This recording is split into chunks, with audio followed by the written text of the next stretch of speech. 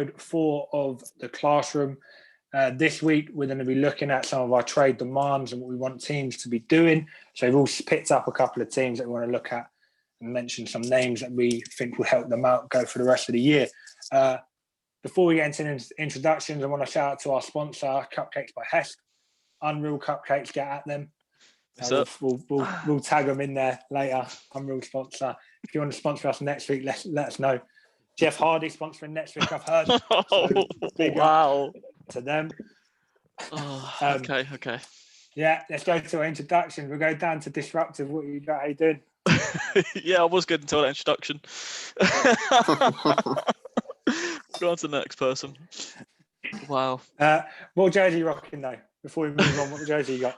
I've got the 2003-2004 alternative AI jersey, classic banger, and it matches my kicks of the week, which you will see later on. Very cold jersey that. We'll go down to Wayne. How you doing? I'm good. How are you? Yeah, How's everyone? All good. What jersey you got on? I got the LeBron names today. I mean LeBron James. You know. Logo. Yeah. Mate, I love the purple. It's one of my favourite sort of from last year. I love that purple and gold. Move down to JP. How are you? I'm all right. I'm glad that I've made up my week on the previews. So, I'm back in the race, or, I'll by next week. Yeah, we'll get to that. JP rocking the Burnley away kit today. The 1904 classic. Claret and blue all the way. Actually, Adidas shirt, they'll more than likely sponsor us later on when we get more into this. Later on, once we run out of some people. Yeah. For me, I'm not got a jersey on at the moment, but I had a bit of a dilemma, boys, I've got to admit. So I was already going to wear the Dwight Howard 2009 jersey the year they got to the finals. But then I woke up this morning, realised it was one of the GOAT's birthday in MJ, and thought, I've got two jerseys. I've got a 1984 rookie jersey, or I've got the Space Jam Toon Squad jersey to rock as well. So I decided to go with this. A bit of a Jordan one. I think I nearly went for the Bugs Bunny one, but I had to go with the Jordan. So I'll put that on in a bit. When you guys get talking about other things, I'll put it on. That's the jersey I'm rocking with today. So that's our introductions. Hope everyone's doing well. Our first segment is our jersey talk and teacher talk, really. Last week, I told you guys I'm teach real life stuff. But then also when it comes to basketball, I can teach anything to do with basketball. So last week we had our history lesson. This week we've got our art/textile lesson, right? And I'm gonna give you my top 5 picks of the City Edition jerseys from this year. Before we get going on those, I'm gonna give out some honourable mentions who came close but had to sort of bin them off myself. Sorry, Dweaver, the Miami stuff. As much as people might love it, I'm not a fan. That combination, I'm not a fan separately. I love it together. Looks weird, so I'm not having that in mind. The Atlanta Martin Luther King jerseys, they are nice. Didn't make my top 5. Big rating. But they're sort of in that mention. I did have a look at them and they were close. And then also, I don't know if you guys saw the Portland, Oregon jerseys from the other night, this sort of brown. Yeah. They were very close as well. And I decided against them, but they were very close to coming in. So to my 5th pick, right, my top 5, so I'm starting the top 5, and it's the Boston Celtics banner jersey. Right, so what they've got their sort of white jersey laid out like one of the banners they have. They have a lot of the banners. So very similar, shout out to the banners that they've won. And they wore it the other night. I love the look of the jersey. I love the idea and the story behind it to sort of emulate the banners that they've got up in the TD Garden. All right, so that's my 5th pick.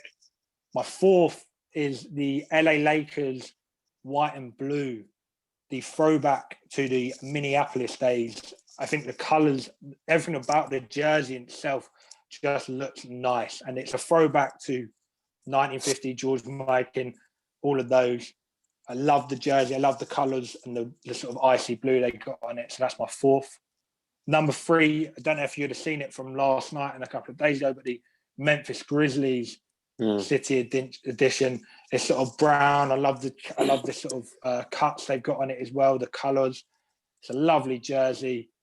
I'm not sure. I didn't know much about the meaning, but it's sort of a shout out to Isaac Hayes, sort of an old singer. I'm not massive into that, so I didn't really know much about it. But when I sort of saw last night in their intro, they had a great intro for it to go with a jersey. So really nice jersey to go have a look at. Number 2, so coming up in the second place, and you guys are going to like this, it's the Buzz City Charlotte Hornets teal. I'm a fan. I like the colours. It kind of looks like a superhero's uniform. Like, that's my first impression of it, and that to me is a great one. I love the look. I love the boldness of it. The colour. I think the colour as a basketball jersey just wouldn't work, but with everything on there and the Buzz City and the numbers, it looks dope. I'm a big fan. Coming at number 1 is the San Antonio Spurs throwback to the 90s jersey.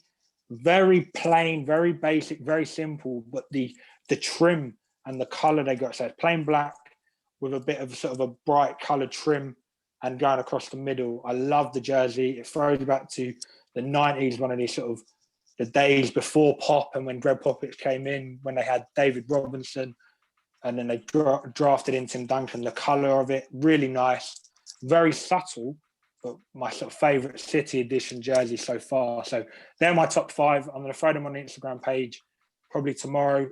Let me know what you guys think about it. I know these boys have their opinions of different jerseys, but they're my top 5. So the Boston Celtics, the Lakers, the Memphis Grizzlies, Charlotte Hornets, and then winning it off is San Antonio Spurs. So they're my top 5. All right. So that's my segment. Next week we'll have a different lesson, so you can chalk this off. Corey, I know you didn't do great in school, but this is history. You've had a history lesson and an art and textiles lesson. All right, so we can just let you guys. I did great in school until I got to university, and then got told not to come back. The problem is you didn't turn up. They didn't even tell you they're not going to come back. You just didn't turn up. Was there at the basketball games or not? The problem is he still turned up even though they told him not to come back. The ridiculous thing is he got let into his second year by not doing anything in his first year. That's the joke. No, that's how clever I am. Well, not do no work and then get in. Yeah. 63% physiology, mate. I'd never even been into the labs before. Born winner. Born winner. All right. So that's our review. My lesson next week, we got a woodwork lesson. I'll let you guys have a think about what could go on with that. Bit of a woodwork lesson. We're carrying on down that theme. All right. So we're now going to look back at the picks we JP gave us last week. Okay, and we had the Milwaukee Bucks at Utah Jazz, and then the Brooklyn Nets at Golden State Warriors.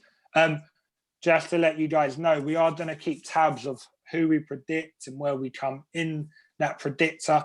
And I've decided when life gets back to normal, the loser, and we might eventually, hopefully, get to do a live sort of all 4 of us in one room one day doing this classroom. And I think there's no better place of us doing that than in Eastbourne, where us boys sort of all met.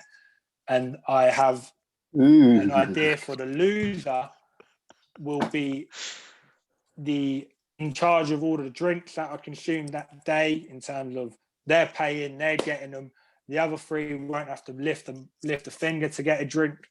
That guy, that loser there, so Corey, get yourself saving, will be I hope you like Magnum and Henny. I'm coming back to Eastbourne to fight my demons from last time, so we'll be there a long time.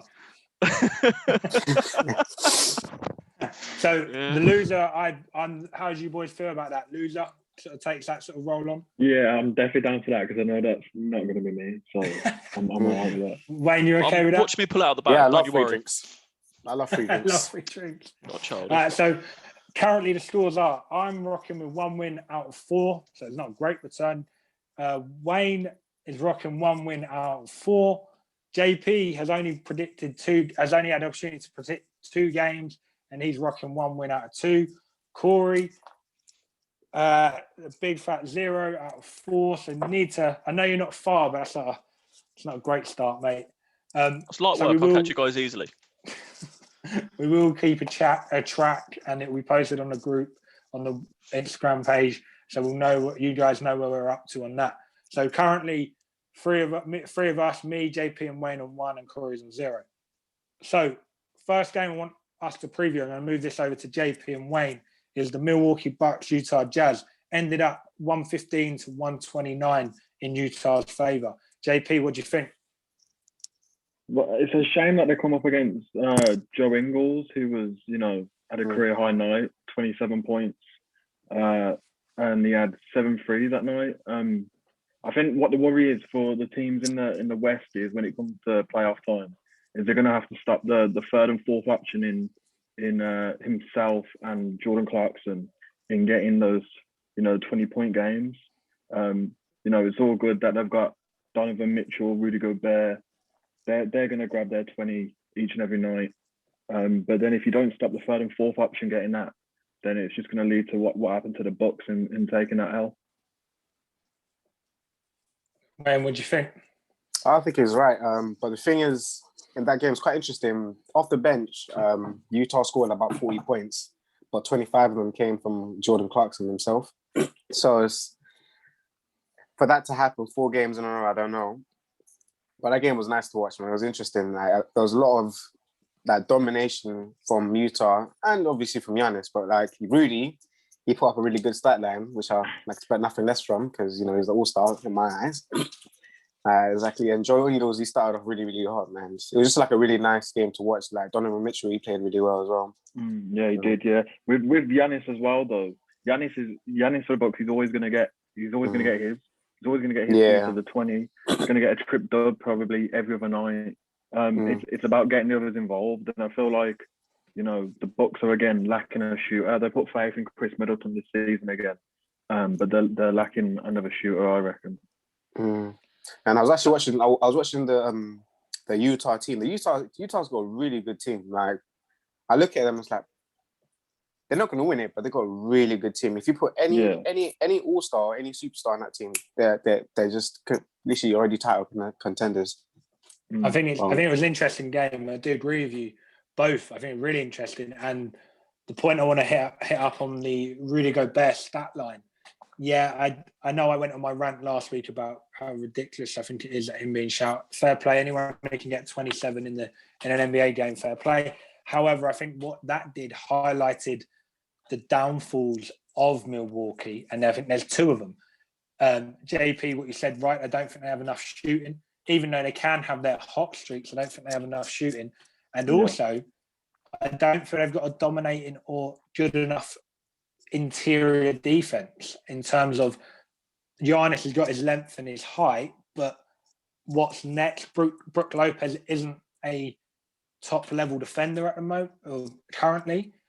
So I think a big question mark for them is not having a big. I'm not taking away load from Rudy Gobert here, but he didn't have a lot of issues to deal with inside. Yeah, I know what you mean, because they're Utah, they had 46 rebounds during the game compared to 33 of Milwaukee. So Milwaukee was definitely missing that rebounding thing. I feel like that's the main reason they lost that game. They just couldn't get enough boards. Giannis got 29, but then we're talking about Brook Lopez. But the problem is he's their second top scorer that game with 23. So it's all good, he can't defend, but he's bringing a lot to the offense, and you can't really rely on a big like that to be your second top scorer game in game out. And I agree. I think what he brings offensively is I think he would suit. He's now put himself in that top 6 tier where he for the next couple of years will always be picked up by a contending team because what he does offensively. Yeah. I think what it highlighted, and I still struggle with this point that Giannis won Defensive Player of the Year. Giannis cannot defend. No, one-on-one. He can't defend one-on-one against a big because he's too busy darting out to the 3-point line to block someone, and then he's going to be out rebounded. They really just miss a solid rebounder.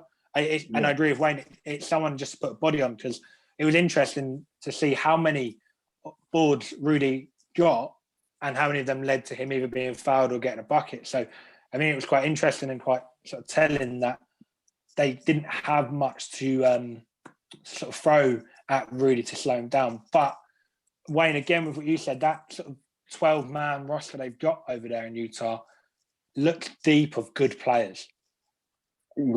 I say like maybe 7 or 8 of them, they look really good. And that's more than enough in the playoffs. That's the thing. Yeah, That's where your half star comes from, isn't it? You need 2.5 stars. That's where your half star comes from those 3-4 rotation players really chipping in. Because you know that they still got Michael Conley in the team and stuff, and he ain't even playing a dime. So massively, and I think as you say, Mike Conley to come back, I think that's a great player. I'm a massive fan of Conley and what he does. I do agree. I think they've got enough to match up that extra half or even a full star player in Clarkson. Joe Ingles is playing well this year. I know he's played well most years, but it's Clarkson's been crazy off the bench as well this year. I saw Utah the other night, and he came on. His first 4 shots were 4 3-points made, and I think he went and dropped 24 again in that game. Like, he's been prolific off the bench as well, which is obviously a massive thing for any big team. I think it's also shown that, and this is we can also talk about other players. Brandon Ingram, throw him into this sort of topic of conversation in terms of, to be an NBA player just because it doesn't work out in one place doesn't mean you're a bad NBA player. It just means the fit wasn't right. Clearly, Jordan Clarkson in Utah, in the way they've give that second unit, they give him the keys and say go, and that clearly is what suits him. I still go back to it, and I'm going to ask you guys where you see Utah finishing up. But for me, they remind me so much of the Atlanta Hawks team of 2015, the year LeBron sort of took the mick out of them come playoff time. I don't see them going far that warrants this season. So I'm going to come to you. I'm going to say they get knocked out second round. The furthest they go to, in my opinion, is the Western Conference final, but that is at a real hard push. JP, where do you see them coming? I actually see them getting to the final. You know, if they're finishing in the final of the conference, in the Western Conference, if they're finishing in the top 3 in the West, and the way they're playing as a team, as we said, you know, it goes from 1 to 9, 1 to 10, and they're all get like playing their part. I think they could be a real danger in the Western playoffs. Wayne, what about you? As I said, they're a really good team. They're 1 to 9, 1 to 8, but they're not going to really make it that far because they haven't got that all-star that to help out, you know, that Donovan Mitchell and Rudy Gobert. And I believe Rudy can't be a second best player. He has to be like the third at least or something like that, because, you know, as a big right now in today's game, you can be easily taken out of your game. Easily. If you put a body on you, then it's kind of like, you know, how do I say this? Well, if you're big, like if you put a body on you, you're always going to be pounding all the time. And when it's now time to score, it's not going to be as easy. I also agree with you. I think there's a big in the NBA now where you've got so many teams that have the possibility of playing a small lineup. Yeah. At some point, you imagine they come up against the Lakers and they move AD to the 5. AD's not going to be down in the post the whole time. Rudy's going to have to step out. And then do you want Rudy Gobert chasing AD around? I'm not sure you do. Corey, what about you? What's your sort of take on Utah? Yeah, it's the same thing. Like, we're talking about the units and stuff like that. They've done well in the first third of the season. Can they carry on with the momentum they've got? Obviously, they've got Conley coming back and stuff like that, but can they keep it going? Is that second unit strong enough to get them through a series? Because they're going to make playoffs. There's no doubt about that. But seeing them getting past the second round, I agree with you on that one, to be honest. Do I reckon they'll do a series against a seed lower down? It's a hard one. I'm not sure I can see him going that far. Again, like it's playoff experience and stuff as well. Like, there's a lot of players in that team, and what Wayne's saying about Rudy Gobert, he can't be your superstar. He can't be. I think he's a player you need to fulfill a role. He does what he's good at. He blocks his shots, he gets his rebounds, and he gets points and second chance points, which is what makes him so good. But other than that, could I see him pushing his team towards a chip? No. Can I see him getting through a series against someone in the West? Not particularly. So for me, it's second round, and they're gone. It might be a 7-game series in the second round, but it'll be a second round, and they'll go. Yeah, I think massively with that West Conference at the moment so deep that every round you're going to have isn't going to be easy, and at some point they will come against some players with some. I can't. If you look at the 8th seed of the West from the bubble was Portland. That's a nice team that you wouldn't want to play that long. you don't want to go 7 with them because you can't back that you're going to outdo Damian Lillard. So it's interesting, and it'll be interesting to see. Just on a quick one-word sort of answer, where you guys see Milwaukee ended up this year, because we are going to do them in another show and go more into an episode. Yes, I've called it a show. We're going to go into an episode later on about the East, and we'll talk more about the Bucks. Corey, where do you see the Bucks coming? Do you see them finishing? Where do you finishing them up? Oh, they're obviously going high seed. For me, probably 2 or 3, but then going through into the playoffs, they haven't got enough shooting power. They haven't got enough, I think, in terms of defense to go and do a series. As you said, they're a seeded team, but they're not a playoff team. Like, they just don't have that extra killer instinct, if you know what I mean, to go and win a chip. But yeah, I'm saying top 3 seeded, and then again go in series and maybe conference finals. Wayne, what about you? It's kind of like the Utah thing. I think they're a really, really good team, but they're just missing that one thing. Like Milwaukee, they've done a good job in, getting things around Giannis, but the pieces that they're giving him is just made the team a bit better. It hasn't made like a big difference. So I feel like they're always going to be in that same place unless Giannis starts learning how to shoot properly. Like, I think they're similar to Celtics in that like sort of way. Hear me out, but they're not a progressive team. Like, the Celtics haven't done anything over the past few years, I think, major moves wise, to trade in and go. Like, they tried with Hayward and stuff like that, and it didn't work out. Obviously, he was unfortunately broke his leg and stuff. They tried that as a big move that could have worked, but it didn't. And then it's the same with the Bucks. They've just added pieces to their firepower, but there's something missing to create a championship team. Yeah, I feel like they just need that extra. They need that extra something. I don't see them getting past the second round, regardless. Anyway. No, JP, what about you? I see a repeat of almost last year, in the sense that the Bucks will come up against a team that plays systematic ball, and they'll play for each other, in a sense that, it's a team sport, and it's clearly shown. And I think this is summarized by, previewing such a game as the Bucks and Jazz, where over a 7-game series, you're going to need every man to step up. And that's what happened in this game with, like Clarkson and Ingles. So I think in the East, the Bucks will come up against a team, probably the Heat, maybe if they make 7 or 8. The bottom of that conference is looking shoddy at the moment. So it just depends who is actually going to fill them spaces. But if they come up against a collective team who play for each other, I could see a shock on the cards, really. Yeah, no, I'm very similar. I think there's some teams that they won't want to see early. And unfortunately, 100%. I think in terms of that idea of teams that play that collective ball, there's a lot in the East. I throw Boston in that. I throw Indiana into that. And if you imagine they're 2 teams that they might play or might face early, that's not going to be an easy series. And then the possibility of having to play Philly or Brooklyn, and I've not even mentioned Miami in that. I don't see where they get that series from. So I agree. I think a second round exit for Bucks, nice early, but as Corey said, they're a great regular season team, and actually they will finish high in their seed. I just think there's teams that will counteract them really well. Moving on from that game, so the game we're going to look at now, me and Corey are going to sort of review this one, is the Brooklyn Nets at Golden State Warriors. So it ended up Brooklyn Nets 134, Golden State 117. Corey, what was your sort of takeaway from that game? I need to stop underestimating the the Nets and my guy James Harden. He dropped 16 assists. He went for 19, 8, and 16. And their starting 5 all dropped double figures.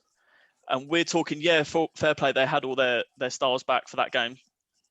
But going on from that as well, they're sitting players and winning games on James Harden's back. I think he's happy. He's enjoying himself. We're seeing a bit of a different James Harden, and especially in this game as well. I watched most of it live and then the highlights where I could. And it seems the court just opens up when he's got the ball, and it just didn't seem to happen like that for him at Houston. It felt like he had to do everything, whereas now I feel like he's got the talent around him and he knows what he can do. And in review for the game, as I said, all their stars dropped. I think Harden went for 19, Kyrie went for 23, and KD went for 20. On the net side, you can't really fault them. Like, obviously, defensively, they're still open for shots quite a lot, and they're not as hard and as gritty as they need to be, but they're still winning games. And we can talk as much as we want about how they're crap at defending, but they're outscoring teams, so it doesn't matter. And on the other side of that as well, obviously got to talk about Warriors. I said to you, I said to all four of you, Draymond Green's got to have a big game if this is gonna stand out and be something important. And he went for 6 points, 7 boards, and 8 assists. So he was nowhere to be seen.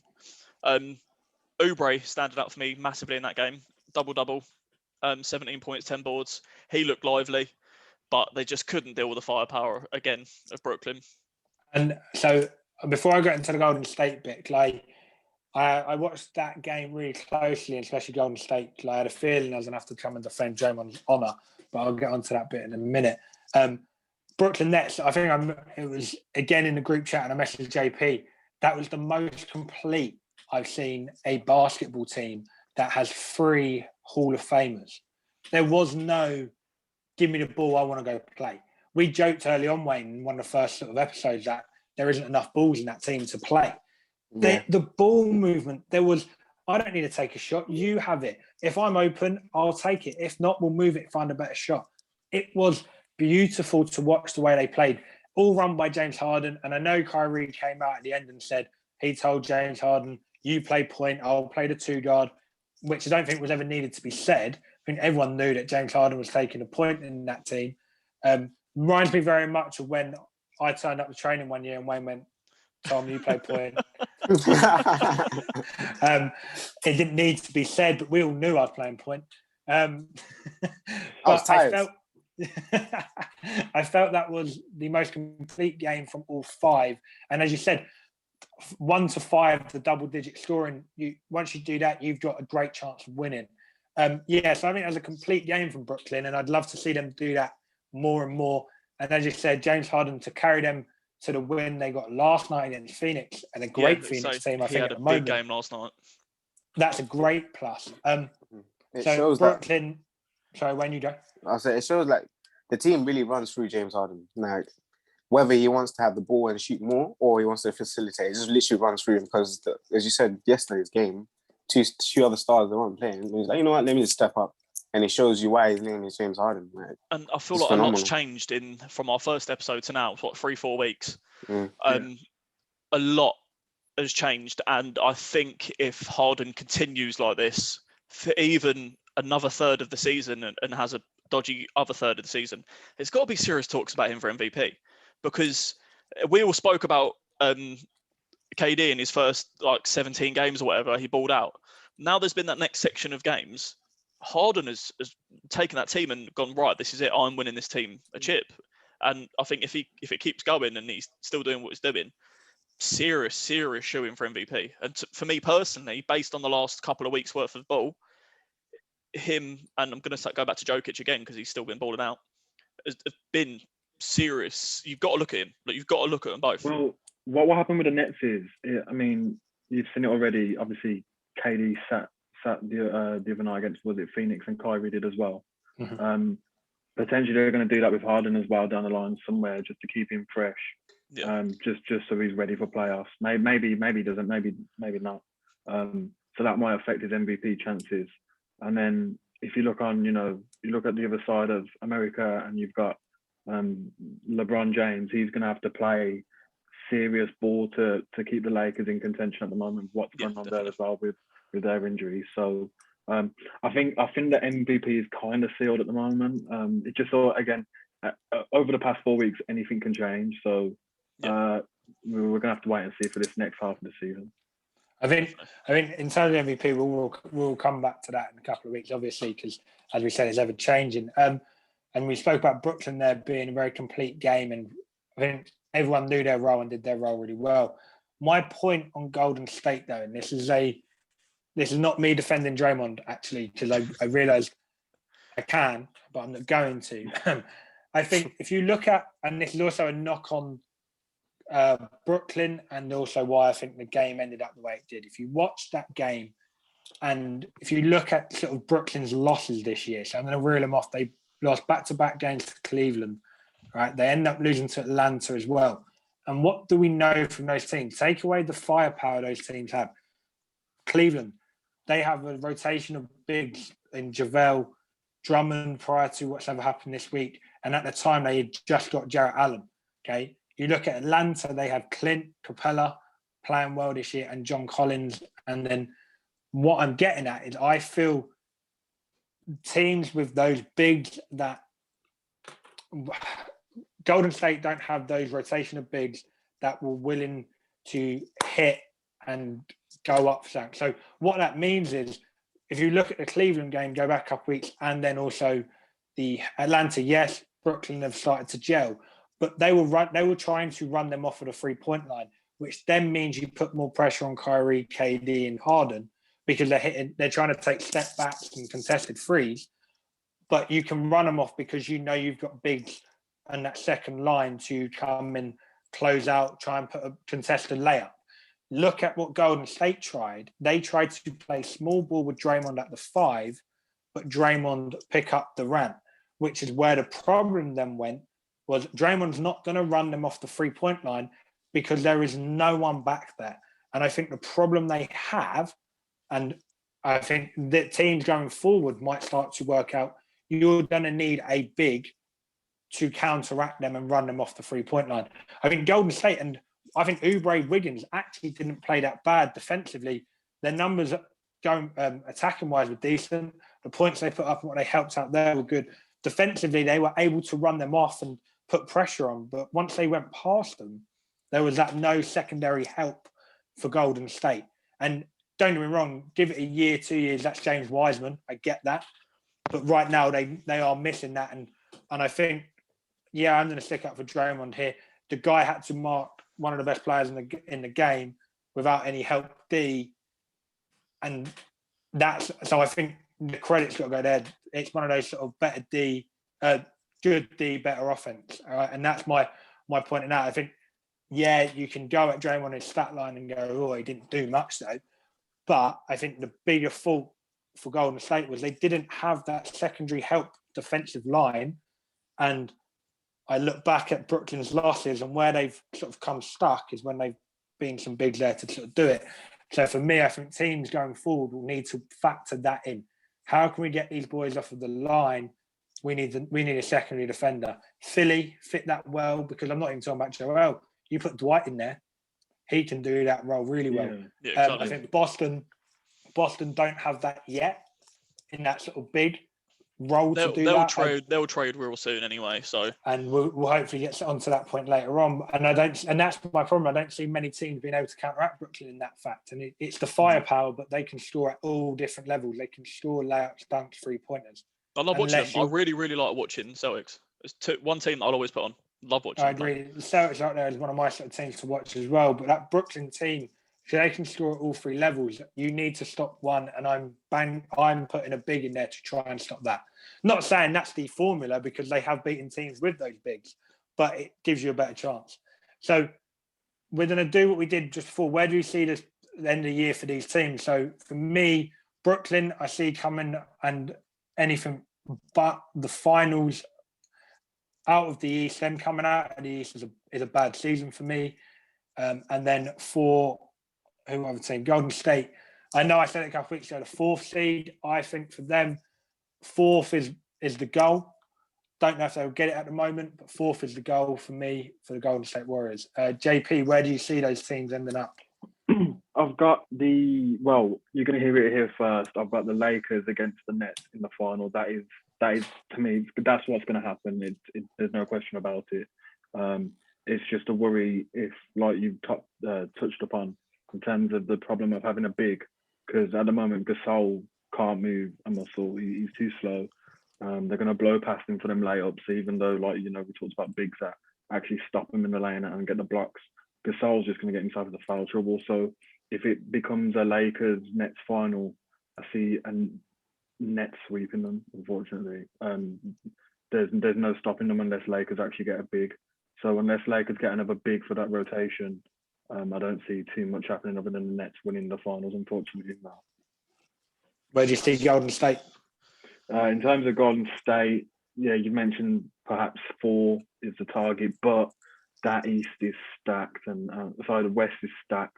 And, talking about Portland being 8th, and, the teams in between there, you got the Nuggets, Jazz, Lakers, we don't know where they're going to finish because they're like, they're second now. So, and also with the AD injury, God knows where they're going to end up. Don't sleep on the Clippers; they'll be in there as well. Yeah, exactly, and the Clippers as well. So that's stacked. So I don't know. I see the Golden State probably getting 8th, and then Portland getting 7. But I don't see them going 5 if they do make it into the playoffs. Wayne, what about you? Where do you see both these teams? Start with Brooklyn, then go on to Golden State.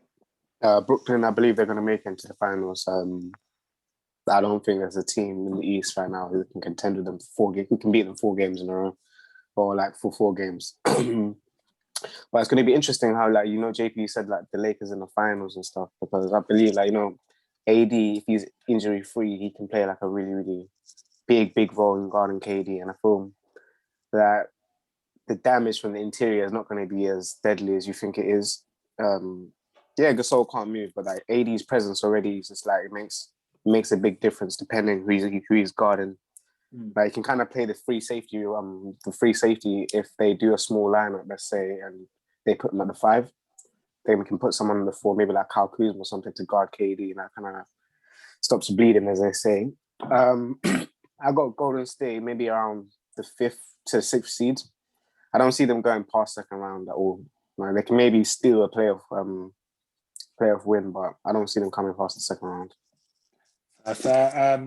Corey, what about you? Where do you see these 2 teams after watching that game? So starting with the Nets, I'd obviously counted them out, saying that they wouldn't get as far. I said maybe conference finals would be the furthest they'll go, but after watching them sort of intensively for the last few games, even they're sitting players and they're still winning ball games. And yeah, we said about their D being a problem, but it doesn't matter because they're blowing teams out.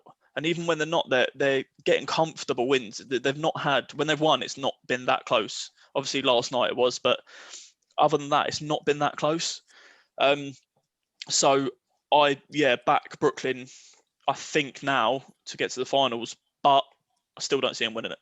I don't see them winning a chip, but with their rotation and stuff, and the fact they're resting players, and they will rest Harden at some point, but then you've got KD and Kyrie to come back, and they're outperforming what I thought they would. And for Golden State, obviously speak about that. They've got injuries as well with players to come back, but I see them 7th, 6th, 7th. I reckon they'll push a little bit higher than we think. But again, I can't see them going for a series of beating a team for 4 games. Like, it's anyone in that West as well. The fact it's so stacked, you're not going to pick up. They're not going to sweep anyone. They're not going to pick up. I think they're probably their first round. They'll go down 4-1, maybe 4-2 to a team like Clippers or even Lakers. So that'll be sort of my prediction. They'll meet Clippers, Lakers, or Jazz in the first round, and they'll lose 4-1, maybe even get swept.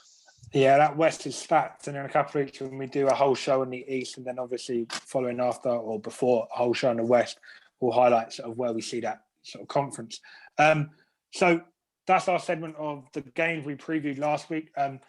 As we did last week, and we got a lot of people come back and sort of enjoy this part of the show, we're going to go to Disruptive and show off some of his kicks of the week. His kicks of the week for this week, and I know we're sort of excited to see this pair. So over to you, mate. Yeah, I was really excited for this pair. They're on release this week. Managed to get them in a raffle. The hype in the UK actually isn't as big as it is in America. I've seen videos of people fighting in America to get into the store. These were originally worn in 91, Chicago Bulls inspired colours. And when they dropped in 2014, they went seriously big. So today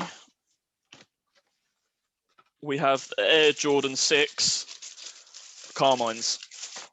And these are an absolute sneakerhead winner. Like, it's more of a court shoe, but these are ones I'm going to sit on. I think I'm never going to wear them, but I'm just going to sit on these because someday, like, they've got a suede upper on them, and honestly, beautiful shoe. But they are slightly too big for me anyway. So I've been buying my kicks of the week and been putting them on Disruptive, ready to sort of flip and stuff like that, and hold on to them to flip. But so far, everything I'm buying, I keep loving.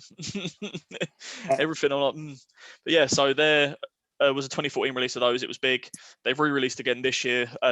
They sold out instantly. They actually did a restock yesterday morning, and that had sold out within, I think, about a minute and a half, 2 minutes. So yeah, big shoe. Hopefully that's going somewhere that deserves it and understands the shoe. Yeah, I love the shoe. I love the sole on that as well. Yeah, I'm a big fan of the sole on that. And I had to match the white and red. So yeah, the white and red colourway, big time. Anyone who wants to shout out to go to Disruptive, head over to their Instagram page. Drop a message. It's here or here again. I don't know where it is. We don't have a printed T-shirt for Corey to wear or a hat, just to have the handle. Actually, you don't suit hats, not with that head. No, not with this melon, unless it's a beanie. I can go to Wayne. I can go to Wayne. Wayne can sponsor Disruptive. Yeah. Yeah. Oh, wow. I'd probably let you have that one, to be fair. Although I've never seen him without that hat on. So I've got a haircut in over a year. Mate, at least you didn't shave your head. I'm growing back like a little kiwi. You got baby Marshall Lynch down there in the Lakers jersey.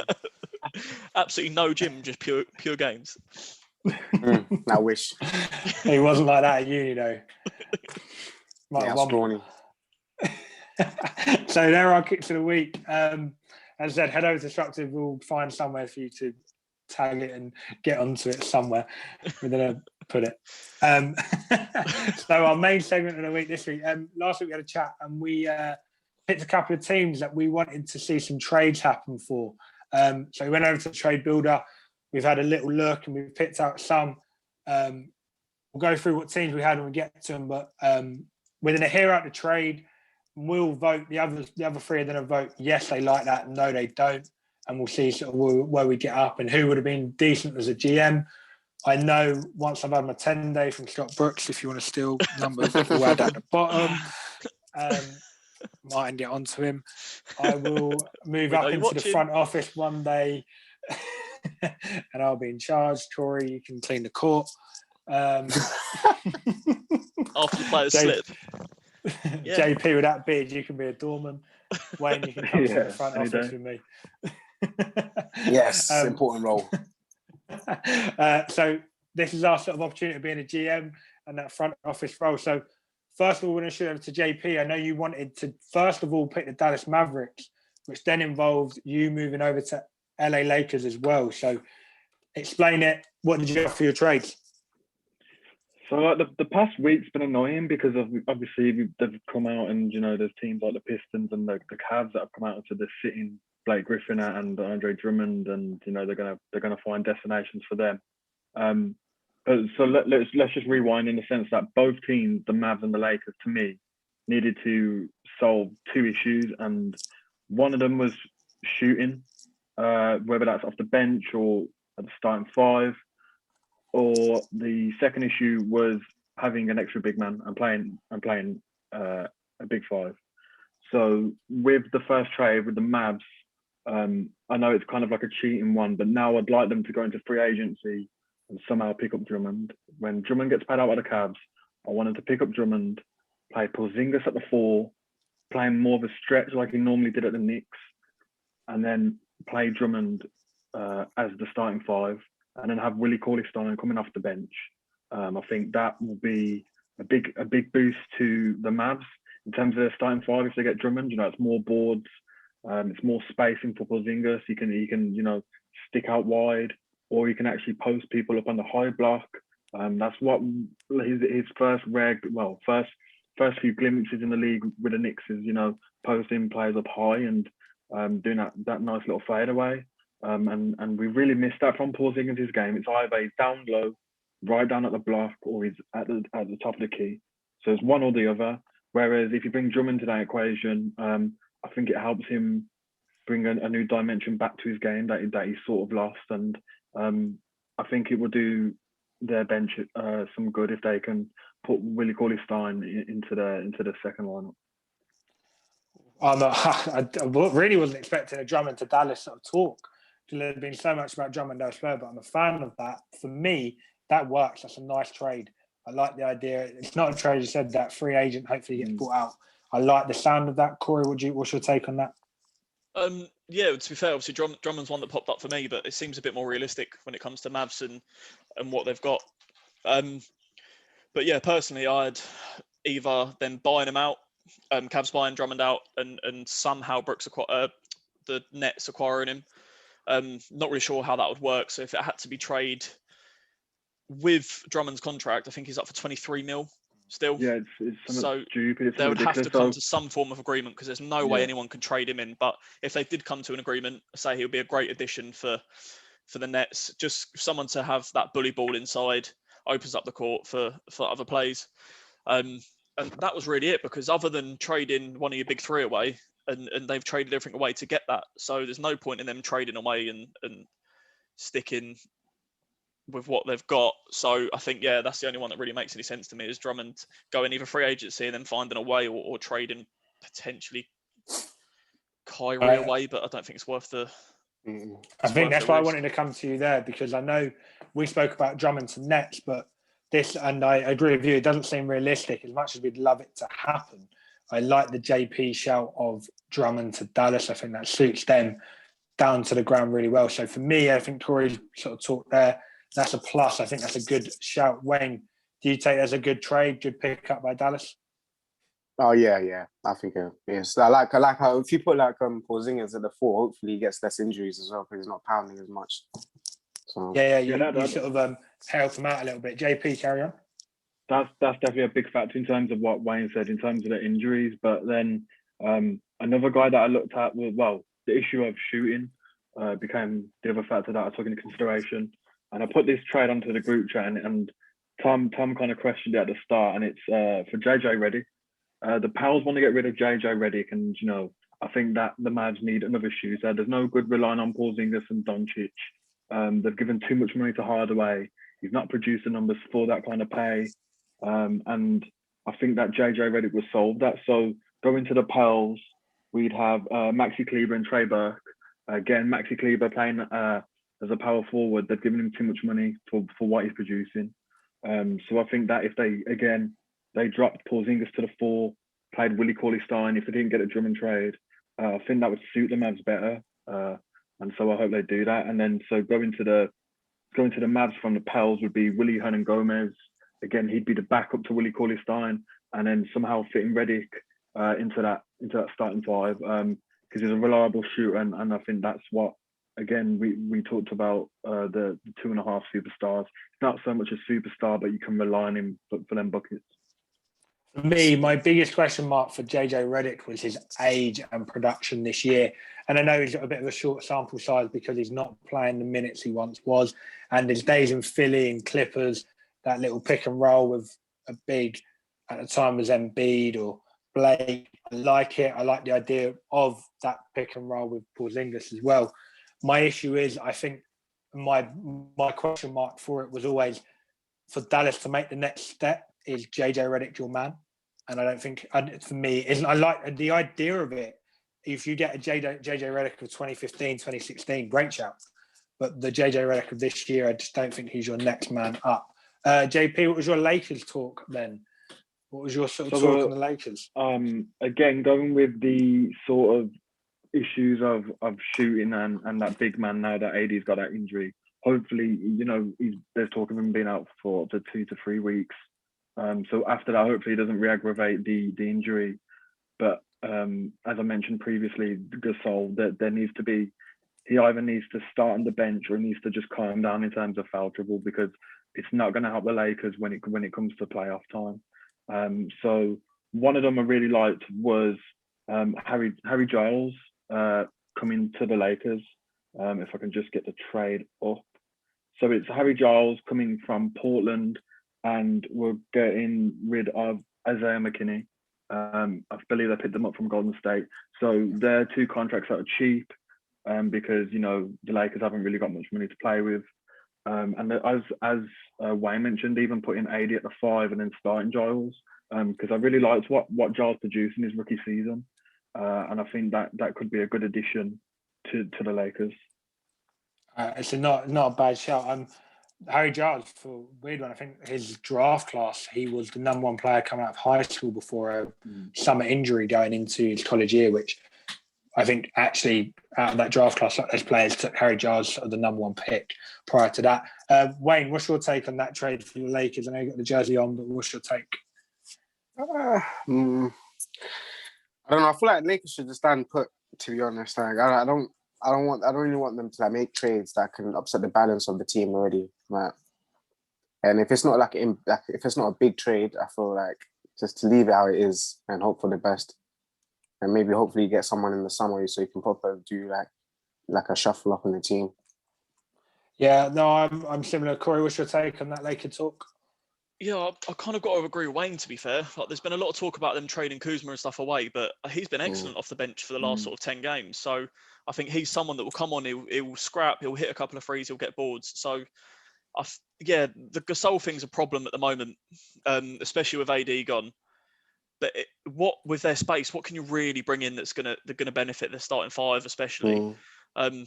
I just think you're gonna have to rely on a bit of a better rotation when it comes to Gasol.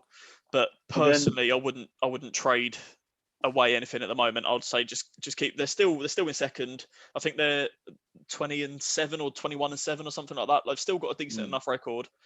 I think just kind of you've got to ride out the wave and just hope that it gets better. To be honest, for Lakers. But talking about that hope, in terms of if the AD trouble does come back in terms of that Achilles injury down the stretch when it comes playoff time, obviously Kuzma's now moving up to the starting five because he was coming off the bench, but now his like Corey mentioned, there was talk of him being moved away, but his productivity now is second to none, and he's proven his worth to the team. So there was another trade, well, not again cheating in a way, but in terms of then picking up that rotation of the productivity of Kuzma, I thought of another shooter that the Lakers could get, and LeBron knows someone really well in Kyle Korver.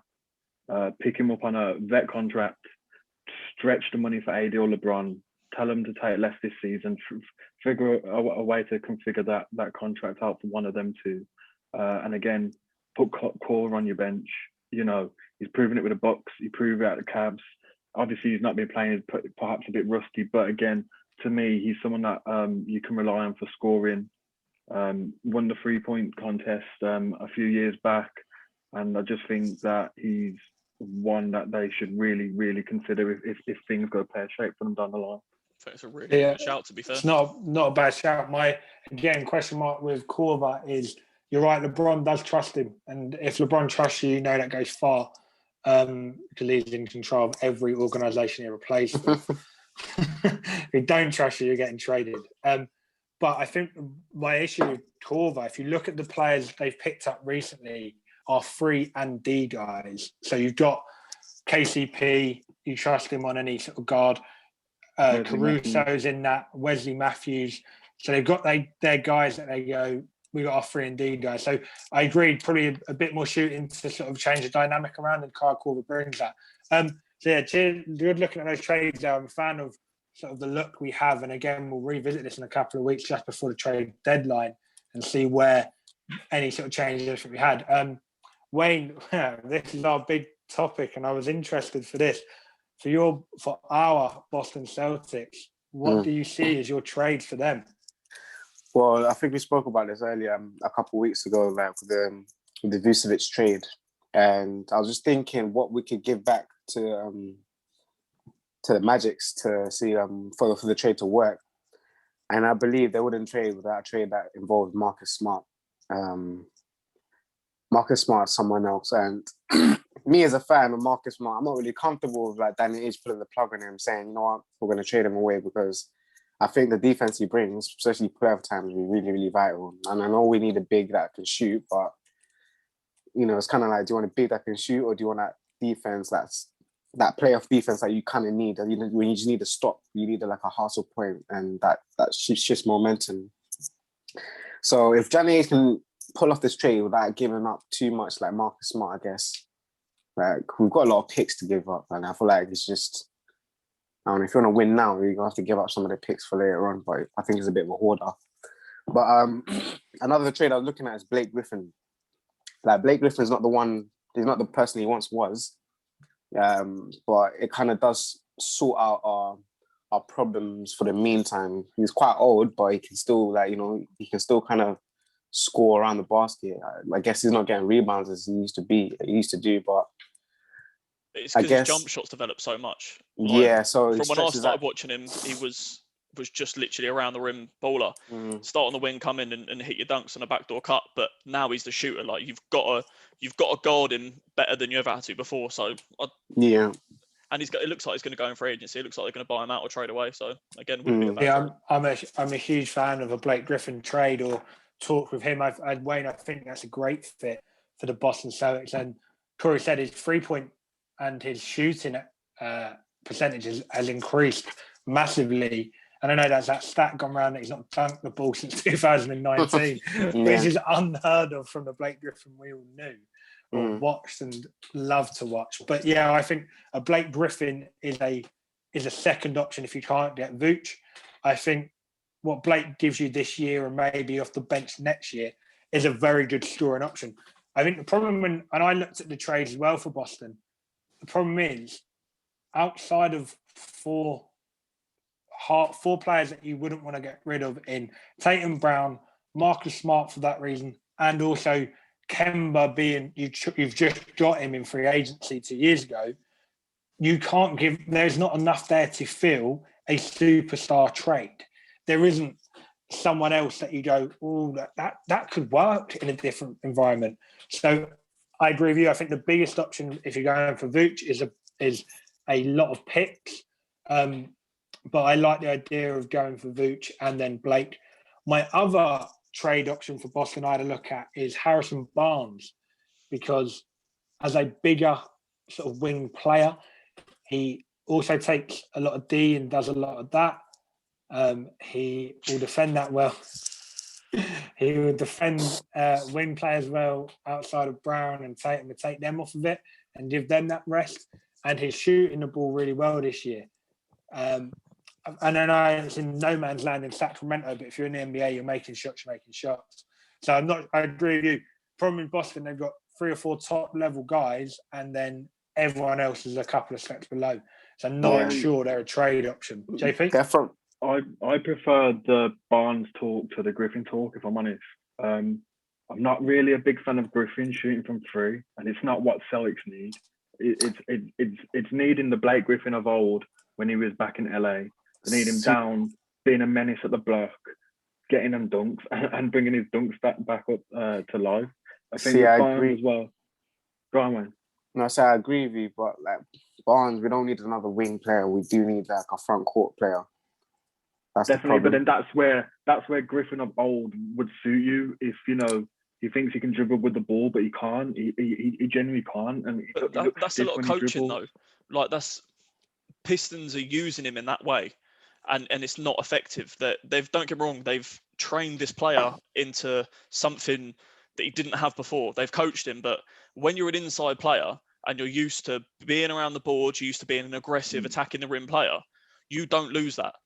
Vince Carter's like 67 years old and he still is doing that sort of stuff. You don't lose how to play it. I think it just takes a bit of good coaching, which I think he could get in Boston, of training him to go back inside and be a bully in there, which we all know he can do. 100%. But then, there's one thing being asked to go and play a stretch and try and develop that game. But then that's also on Blake's shoulders to think, all right, I've got better at shooting, but my stats are still not up there to compete with these guys that are stretch fours and can play that position properly. I need to be showing my shoulder to the basket, and I need to be dunking on people. I need to be fading away at least. That's the most that Blake needs in terms of a field goal. He was a highlight player. Blake was someone you looked at that will go and get you 20 points and he'll get you highlights in the game.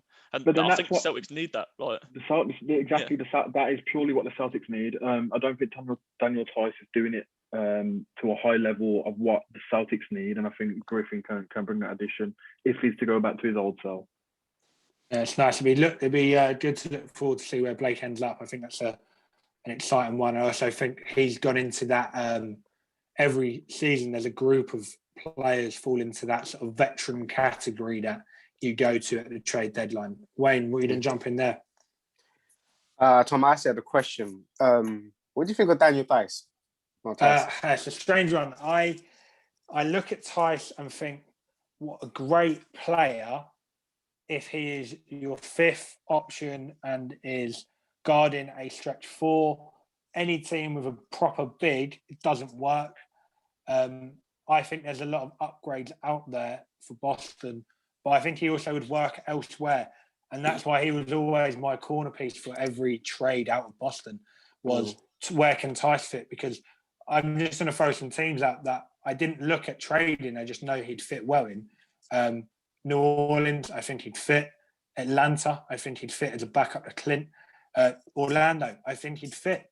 And there's a couple of teams like that I think he fits well because he's a decent enough player. Unfortunately, he's just undersized for his ability.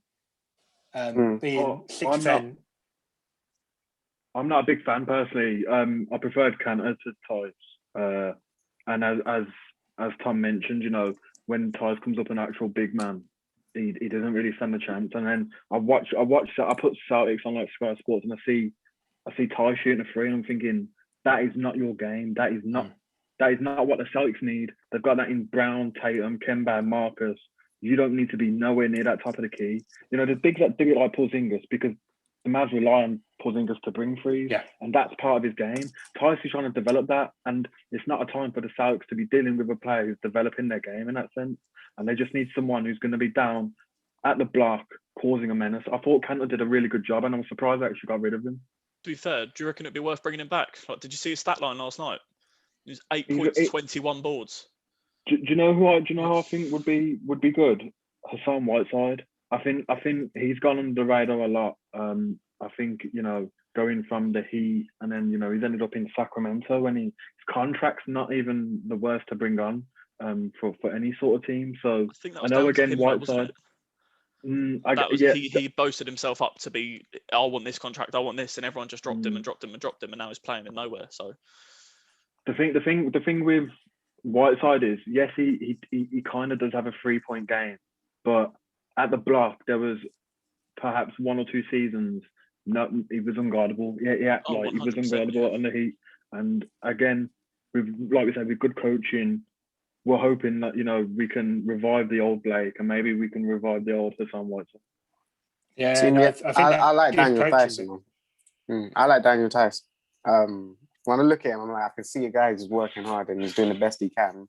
But Tom, I do agree with you. I think he's just a bit too undersized, and when he comes up against a bit like a big, he can try all he wants, but he's not as good. He's not good enough to be him. But I would love him if we could keep him as a backup center, that'd be perfect. And JP, I'm a fan of the Celtics, so I'm gonna disagree on the fact here. When Tyus goes for the three, I'm rooting for him, and I actually do believe that I believe that he's gonna make the shot. I think Ty's an interesting one. I say undersized, unfortunately. I agree with talk about good coaching. I'm going to move on to one of the best little coaches in the league, and what I think their team needs. Scott Brooks is on you. Washington Wizards. I'm going to talk about Washington Wizards here. I think what they have in the position they have with Bill and Westbrook, they're in a need of, let's get that next player to get us the next couple of steps up. I think Vucic is the best option for them. You can't get another wing player. I think with Bill Westbrook and Rui Hachimura, big fan of him. I might have said his name wrong, but then you throw in. I've done a Joe Cole talking about Barcelona's academy. If you've seen that, I think you give away the Messiah. Yeah. the Messiah, but Masala. I think you give away, if you're Washington, you give away your rookie and Denny, and also Morris Mo Wagner, good players, and I think they'd fit in well at Orlando. I think that gives Washington that sort of win now opportunity. My other team I looked at, because when I talk about my next lesson about after woodwork, the next one's media, and I'm going to talk about my top teams to watch. One of my favourite teams to watch at the moment is New York Knicks. Love watching them. The way they play is sort of really exciting, and some really exciting players. And I think for them to make a decent year this year and finish in the 8th or even 7th seed, they need. I don't think they need a flashy player. I don't think they need someone who's going to come in and get 25, 30. I think they need some just good, solid players and heads in the team that know how to play playoff basketball. And I've got 2 names that I think I would go for them, and I'd give up a fair bit. One being Kyle Lowry.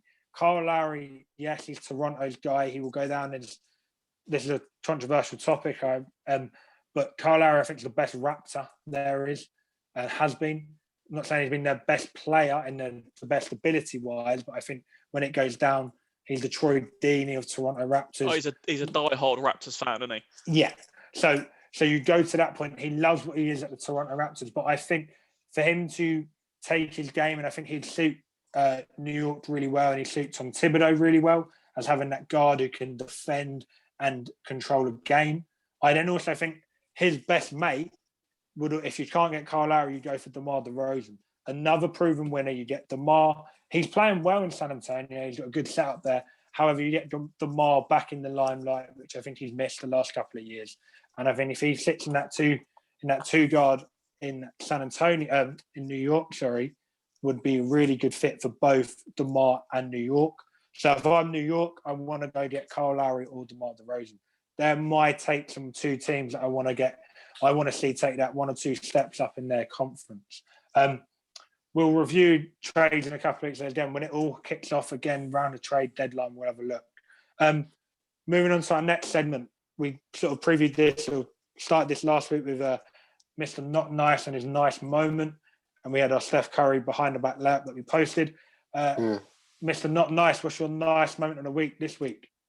See, I got one, but I have to give honorable mention here to Rudy Gobert when he just posterized Giannis the other day. Oh my gosh. Did you see that? That's an all-star dunk right there. Come on, boys. I give him credit for that. Kudos to him. But my performance of the week is Julius Randle. He scored 44 points, 9 rebounds, and 5 assists. And he was 7 of 13 from shooting a free, and 63% on the field. I don't really watch the Knicks because I refuse to watch the Knicks because of the Knicks. But I tell you what, he's been doing really, really well this season. He's been putting up quite a numbers of like 23 points, 11 rebounds and stuff like that. So he's not been too big. He's not been doing too bad recently. So he was a different player once he lost that weight, wasn't he? Like he did that transformation season, off season, and he came back like 3 stone lighter and just seemed to be a much, much technically better player. You see, it's funny. Yeah, I put in what I said earlier. I think players that might not work some places doesn't mean they're a bad player. It just means it wasn't the right fit. And I think having the coach in Thibodeau and the setup in New York with the players around him, it's a great fit. Wayne? See, I've been watching him since college days. Like, I was watching him in Kentucky and stuff, and I've always thought he was a good player. Even in the Lakers, and you could see flashes of him just being really, like, doing really well. And I thought when he did land in New York, that's when you actually saw his capability and stuff. And I feel like he's only just going to get better from here. So. No, I agree.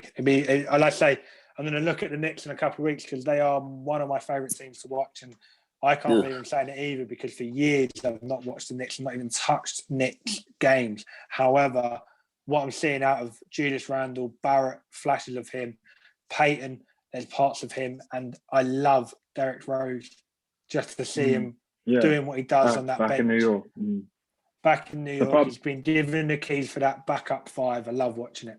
The problem I have is hopefully it doesn't happen. Fingers crossed. As you mentioned, Barrett and Randall are playing well, so hopefully they're eliminated from any sort of trade conversation because they need to be part of that team to put them back on the rise and on the map again. I agree. It seems a New York thing to do if they got rid of one of them. Unfortunately, it's what I also imagine them doing. So nice. Thanks for our nice moment of the week, and we'll post up Julius Randle onto the page and let you guys sort of see and comment what we're talking about. Coming to sort of the final segment of the show, we're going to look at sort of our preview of the games this week. And JP, over to you. I know you've got 2 games for us.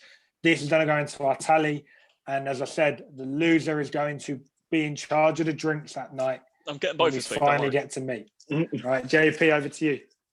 So the first one will be in the early hours of Friday morning, and it will be a preview of the NBA Finals in the Lakers against the Brooklyn Nets.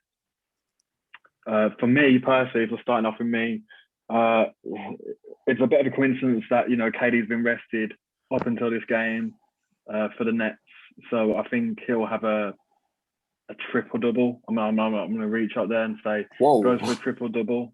Yeah, he's going to go all out. He's going to show, he's got something to prove now. Last week it was Draymond's got something to prove to KD. KD's got something to prove to LeBron in terms of who's a better player. And I think that KD and the Nets come out on top. He ends up with a triple-double and he goes for 27 plus. Coming in with a stat line and everything. Corey, I'm going to come to you. What's your take on this game? So, I did say earlier, I'm going to stop sleeping on my team now. I'm going to stop sleeping on the Nets. They've, as you said, as JP just said, they've rested Kyrie. They've rested KD as well. And it's just written, isn't it? Like, it's the whole KD versus LeBron argument again, who's the best player in the league at the moment. But then also you've got the Kyrie story coming back. And I think Kyrie's going to play a serious part in this game. I'm hoping they go all-star, and just play everyone. But LeBron is going to have a big game. I think he's going to come out big. But no doubt. Just look around him. So I'm saying LeBron goes 35-40. I'm saying he's having a big game against Nets. And things, they won't be able to defend him, but it's the other end, and that's where the problem occurs. And to be honest, KD is going to absolutely torch the Lakers. KD's dropping 30 plus. I've put down here 35 as well. Agree with JP on that. But Kyrie's going to be unsung hero, I reckon, of this game. I reckon it's going to be Kyrie's the one that's going to make the difference in this game. I don't see it with Kyrie. So if we're talking about the narrative of Kyrie trying to prove something, that's why he left the Cavs to go to the Celtics, and he wanted to be number one, wanted to be the big man of the team. He wanted to be the leader, and he took that role. Didn't work out for him. He flopped at doing that, and now he's become the third option in a team that's full of all-stars. So he's gone from having perhaps arguably the best player to play the game, then he's gone to being the man. Now he's third option again. So it's like, what's he trying to prove? I completely agree, but because of that is the exact reason. He's going back to LeBron. He's going up against him again, and now he's playing that third position. I feel like a lot of pressure. I know Kyrie wants to be the superstar, but I feel like a lot of pressure is off of him. Like, agree with what Tom said recently. He forces it because of his ego. He takes bad shots. He forces bad shots upon himself. But there's going to be games where these shots go in, and Kyrie has an all-star game, because that's what Kyrie does. Like, I've said this from episode 1. He goes missing in games. This is the game for me this year where you go, what a player. I'm not saying he drops mad points or anything like that, but I'm saying that he's going to play an important part of this game. I reckon a lot of what's going to happen is going to go through Kyrie in this game. And I know his assist game and his assist numbers aren't strong or anything like that, but I can see him pile on a few more this game. And Wayne, who's your pick? I'm taking Nets. Oh, sorry. Gary's taking Nets. Wayne, who's your pick? I'm getting sick and tired every single time when LeBron plays all these top players, because he's always handicapped, but people make it seem like it's an even matchup every single time. KD versus LeBron, who's better? He's got fucking Kevin. He's got James Harden and Kyrie Irving in the team. Like, I don't understand. Like, AD is gonna be out. Like, it happens every single time. And I got to sit there and people say, "Oh, KD's better than LeBron. He won up LeBron and stuff like that." And Kyrie's won up LeBron. It's like, come on, man. Nets. That's what I'm picking. Yeah, who's Nets? I'm picking Nets. Wayne, I am in complete agreement with you. I am fed up of watching these teams dominate LeBron and season. However, LeBron lets this happen. Guess what? LeBron does not care about a game in mid-February. He does not care. He will let them win this. It's the same back to last year. Opening day last year. Lose to the Clippers. Why? LeBron knows that does not win them a championship. LeBron will use a Friday night's game or Friday morning's game as a chance to learn the Brooklyn Nets. Exactly. Saying that Brooklyn are going to win it, but that's LeBron James. Besides the point, yeah. LeBron James is the human computer. He goes, after that game, he won't be worried. There will be no phase. If they get blown out by 50, LeBron James will still not be worried. He knows how to beat them after that. Yeah. So that's a clean sweep for the Brooklyn Nets. JP, what's your second game? We're going for your team against the Atlanta Hawks. Now, this is a problem that we just mentioned about Daniel Tice coming up a big man, an actual big man, and it will be in the form of Clint Capella. Not only that, Trae Young is balling out at the moment for the Atlanta Hawks. I see Clint Capella getting a double-double if he is to play. And I also see Tatum potentially getting 25 plus. But the main issue is going to be Capella v. Tice. I think if Capella gets Tice into foul trouble early on, I see the Hawks winning by a 10+ margin. Wow, really? I'm So sorry to do that to you, Wayne. I'm sorry, but it's got to be done. JP's going Atlanta. Wayne, I'll come straight down to you then. Who are you saying? Yeah, it's not even close anyway. But imagine, I'm going to change the subject a little bit. Imagine Clint Capella and Celtics. Oh my gosh, that would be beautiful. Anyway, so who are you going? I'm picking Celtics, of course. I thought it'd be. Corey, what's your take on this? I understand the inside game and stuff like that, but the wing players in Jaylen Brown and Tatum and stuff at the moment are just too much. good. It is too much for them. So I don't reckon they can handle that. So I'm going comfortable Celtics win. So we got 2 Celtics, 1 Atlanta. My pick and my take on this is Boston have had a terrible week in terms of the games they've had. They've come off a road trip. Tatum's come back from COVID and not me anymore, I've had my jab. And he's come out and said he's tired. Suffering the effects. He's suffering. He's feeling it, and that takes time. I take all of that, and I think what happened last night. Boston came up against a very, very good Nuggets team and ground out a win at home. That was a really good game as well. Really good, great game to watch, and I think that's going to be that switch that Boston can win hard, fought-out games. They've done it already. Bear in mind, Jokic went for 44 as well last night, and they still won the game. I think they still limited Nuggets to under 100 points. Under 100 points, I was about to say. But the problem with the Hawks is they've got shooters left, right, and centre. So it's just about stopping them. I take that, and I go back a couple weeks ago. I said about the league being guard heavy. I think the Boston Celtics are guard heavy and wing player heavy.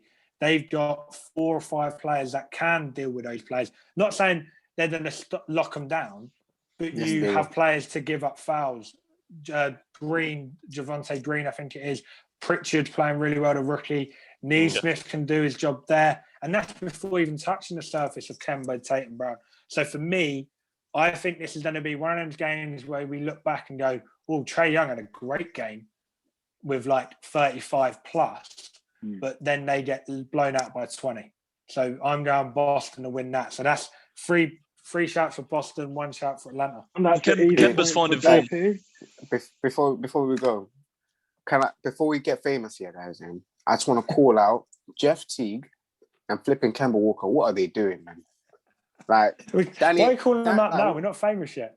Danny Ainge, I hope you're watching this. Yeah, if you need a point guard again for the 3rd week in a row for about 10 minutes a night, I'm right here, man. I can give you 5 points. I can give you 10 points off the bench. Wayne, you've got no knees, and I've seen you hit so many air balls. Imagine doing it on an NBA rim. 10 minutes. 10 minutes. That's what I said. 10 minutes. That's the key word. 10 minutes a night. I'll be all right for 10 minutes. Deep heat will work. I'm going to throw out there. And if this does go famous and we do get some more views on there and we do get some people, there are some players in this group, me and Wayne, and we deserve the odd 10-day contract. Scott Brooks, just a 10-day. Keep talking about that. I'm asking for the 10-day. I can play that role. Honestly, me, Russ and Brad Bill, oh my God, what a team. All right, they don't need the ball that much. I'm there. No worries about it. Just we'll tag them in there. I'm the BTEC Mr. Fundamental, so don't get it twisted. If anyone else needs me as well, I'll sign up 10-day as well. I'm putting my hat, I'm putting my hat in the ring. I'm there for that 10-day for Mr. I am not declaring myself eligible for a 10-day contract. Well, Tora, I did hear the Laker girls are looking for someone else. I heard that Chicago Bulls mascot is giving up his outfit. We all know that I've got to be courtside as an announcer. Who else can announce Tom into a game? Mate, you've got the voice, you've got the face for announcing. And to be fair, mate, my language has got a lot better. I've only sworn on this show once. Yeah, no, you've done well. And I had to edit that out, did I? Nah, I don't think I did. No, and Wayne got one on Wayne tonight as well. Yeah, I'll probably keep that in. It was worth it, I think. His rant it was. It was a good man. I actually saw a vein pop up here on Wayne's shoulder. Oh, wow. Didn't know it existed until... I've not got one. That's from the shirt restricting you, that's why. Yeah, to be fair, this is rather tight. Corey's gone pale in the last hour.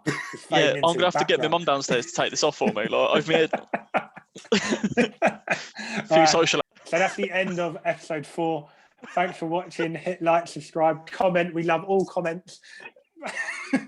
See you guys Come next see week. me. I'm not stopping this. Oh, there You we just go. paused yourself.